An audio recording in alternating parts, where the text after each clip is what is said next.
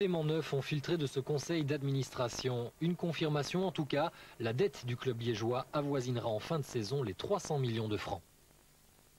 Tout à fait, les dettes bancaires sont là et non seulement je confirme ce montant-là peut être un petit peu édulcoré par le fait que d'ici la fin de saison, on espère quand même avoir récupéré une partie ou la totalité du transfert de lycée.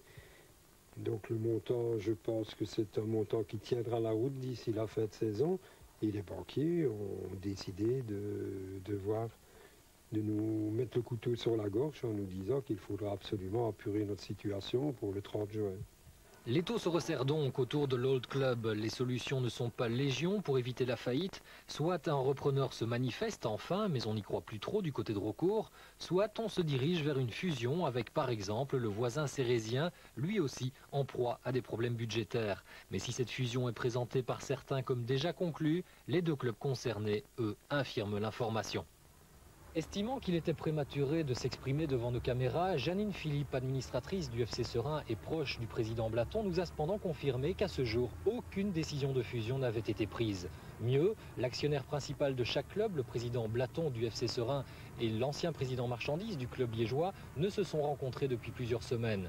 On le voit, la décision de fusion n'a pas encore été prise, mais Madame Philippe ne ferme pas pour autant la porte des négociations. Elle trouve cependant désolant que deux entreprises qui pourraient essayer de s'unir pour ne plus perdre d'argent soient l'objet de telles critiques.